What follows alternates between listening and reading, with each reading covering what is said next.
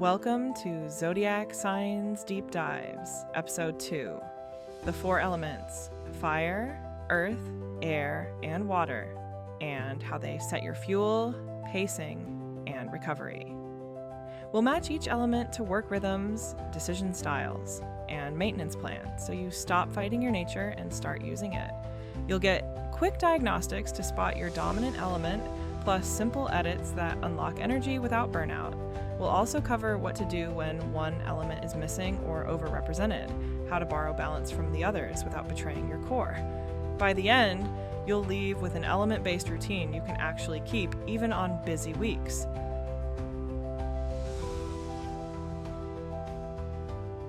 Picture this: you're standing in your kitchen on a regular Tuesday.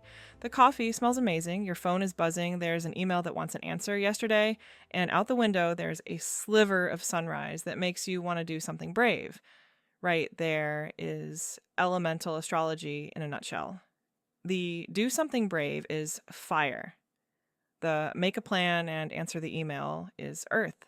The text a friend because you have 5 ideas at once is air, and the just breathe for a second and feel what today needs from you is water.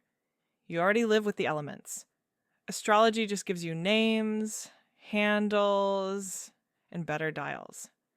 I want to spend time with each element the way you'd get to know a person, by noticing how they enter a room, what they bring to the table, and how they leave you feeling when they go. No bullet points, no perfect boxes, just the weather of being alive. Let's start with fire, not because it's better, but because it tends to arrive first. When fire walks in, the lights feel a little warmer. The conversation accelerates, ideas jump the gap, and suddenly become actions. Think of a friend who texts, "I booked the tickets, we're going," and somehow you are on a plane 3 weeks later. Fire has that yes energy. It speaks in verbs: try, start, risk, lead, publish, ask. If your chart has strong fire, Aries, Leo, Sagittarius, chances are you measure days by what you did, not what you thought about. You feel most yourself when there's a hill to charge or a stage to step onto. But fire has a nervous system like a sports car. It's thrilling, and it fishtails if the road is gravel. You might know that feeling. 1 minute you're inspired, the next minute you're irritated by how slow everything else moves. If that's you, do something almost laughably small the moment you feel the spark. 10 push-ups, 1 pitch, sent, a 2-sentence email. Give fire a bite-sized win, and it stops trying to light the furniture. If you don't have much fire, you can still borrow it. Music helps. Motion helps. A timer helps. Momentum, even a tiny bit, changes the taste of the day. Earth arrives differently. Earth doesn't burst through the door. It straightens the mat and oils the hinges. It makes sure there's food, then it checks the budget, then it fixes the wobbly chair without announcing it. Earth speaks in nouns and results, and deliverable, invoice, pantry, schedule, foundation. If you have strong earth, Taurus, Virgo, Capricorn, you probably calm down when a plan lands on paper. You trust what you can build, hold, measure. There's a quiet kind of romance to earth. The clean spreadsheet, the sharp knife, the list with satisfying check marks. Earth is how dreams become furniture and lights that turn on. Earth's challenge is inertia and the trap of one more round of polishing. If that's you, remember this: finished is an act of love, not just for others, for your future self. Put a lid on the jar, close the dock, send it, even if your inner critic still has opinions. If you're low on earth, borrow it with containers. Decide the start and the stop before you begin. Call the baseline done, and come back later for flourish. Earth thrives on rhythm. Perfection is optional. Air is the cross breeze that keeps the whole house breathable. It brings conversation, connections, maps, jokes, diagrams, DMs, and sometimes those sprawling message threads that turn into friendships or jobs. If you have strong air, Gemini, Libra, Aquarius, you're probably good at translating between worlds. You reach for metaphors, you sketch, You name what no one else quite had words for. Air likes the whiteboard, the group chat, the idea napkin at brunch. Air's shadow is spin. 20 tabs open in your mind, and no one tab gets a full minute of quiet. If that's you, give ideas a landing strip. Choose a channel you'll actually use. A tiny newsletter, a short weekly video, a standing meeting where things become decisions. Speaking of decisions, air can delay them because it can always see 5 angles at once. Try this sentence: I'm going to be wrong quickly so I can be right soon. Make a call. Ship a draft. Air doesn't lose its magic when it lands. It gains it. And then there's water, the element most people misunderstand because it doesn't shout. Water is the tide that knows the moon without looking. It's the knot in your throat when a song hits a memory you didn't know you were carrying. It's the way a room gets softer when someone tells the truth. If you have strong water, Cancer, Scorpio, Pisces, you sense the undercurrent. You remember. You notice what isn't said. You understand the difference between hungry and lonely, and why the wrong fix never helps. Water needs boundaries the way a river needs banks. That's not punishment, that's how it moves with power. If you're heavy in water, give your feelings containers on purpose. A nightly ritual that signals the day is done. A standing call with someone who knows how to listen without solving you. A playlist that lets the quiet come back. If you're low in water, borrow it with honesty. Not a dramatic confessional, just a clean, "This matters to me," or "I need 5 minutes." Water grows when we treat needs as information, not inconveniences. Here's a small experiment we can do together right now. Think about your morning today. Which element made the first move? Did fire yank you into action? Did earth set the table for the day? Did air hand you 3 ideas or 3 conversations? Did water tug at your sleeve and ask you to slow down? Now think about your evening routine. Which element closes the day for you? What would happen if you braided the two? Started with the element that helps you begin and ended with the one that helps you let go? Elements don't compete. They collaborate. Fire says, "Go." Earth says, "This way." Air says, "Tell them." Water says, "Make it matter." If you let one element do all the jobs, it burns out. Fire isn't a calendar. Earth isn't a pep talk. Air isn't a finish line. Water isn't a project plan. Give each one a role and watch the friction drop. Let's talk about a common real-life moment. You're staring at a blank page. Fire wants to type anything, just to break the stillness. Earth wants an outline. Air wants to talk it through. Water wants to ask, "Why am I writing this? What's the heartbeat?" Try this order. Ask water for the heartbeat in 1 sentence. Ask earth for 3 boxes that sentence can live in. Borrow fire for a 2-minute sprint. Just fill 1 box.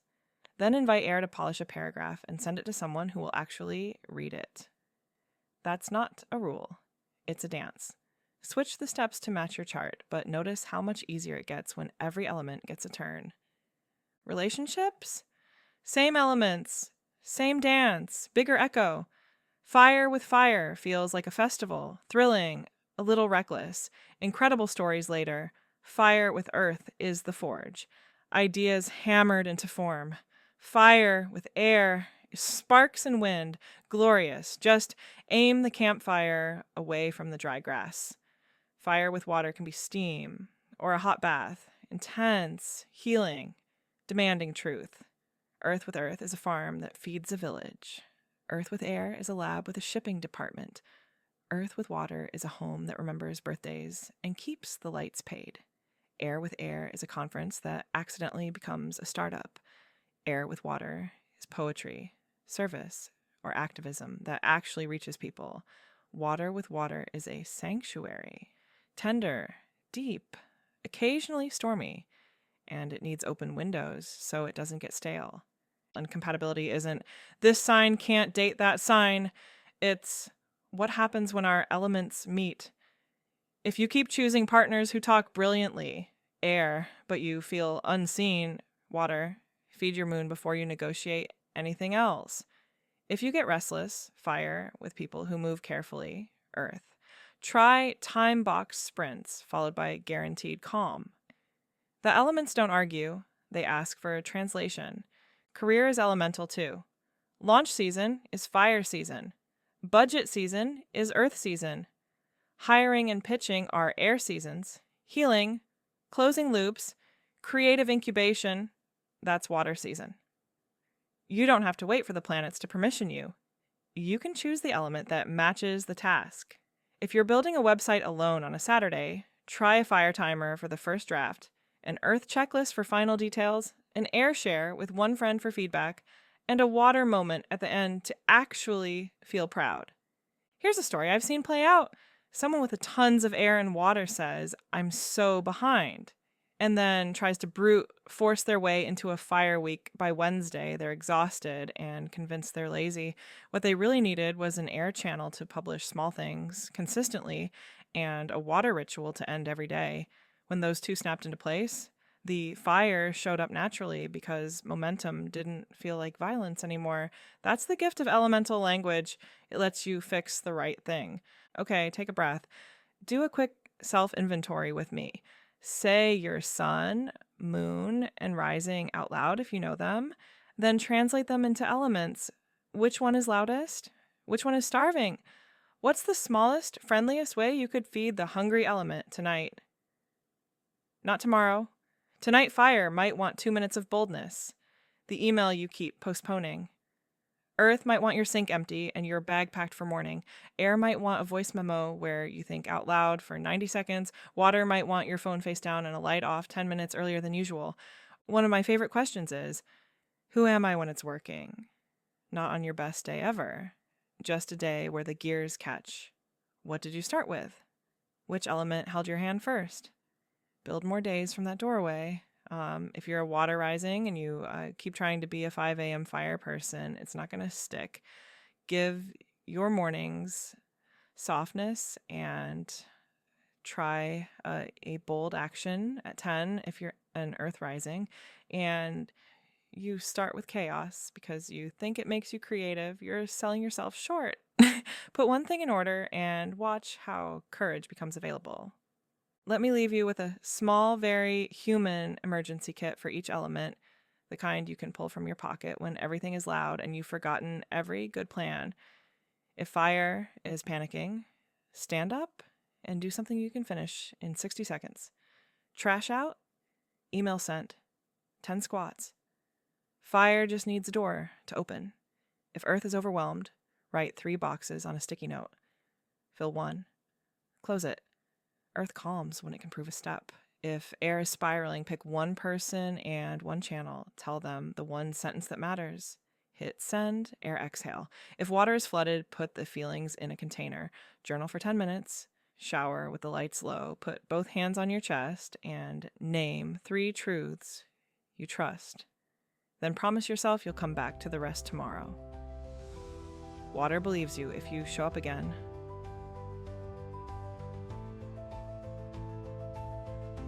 Thank you for spending this time with me. If this landed, keep going with the series. We're about to talk modalities, decans, and why compatibility gets so much better when you stop arguing with the elements. And if you want to play with these ideas in a hands-on way, come hang out at mysticbolt.com. Pull a spread in Tarot Studio, try the Rider-Waite Tarot app, grab a quick 3-card reading, tune your focus with chakra frequencies, or unwind with the pranayama flow breath timer. Make it fun. That's how new rhythms stick. That's your element upgrade. Less friction, more flow. If this clicked, subscribe and drop a comment with your dominant element, the habit you'll pair with it, and how you'll borrow balance from a weaker element this week. Share one moment you'll redesign morning start, work sprint, or wind down so others can try it too. Send this to someone who's either burning out or stalling out. Element Fit fixes both. Next episode, we'll add modalities, the engine that explains why you start, stick, or switch.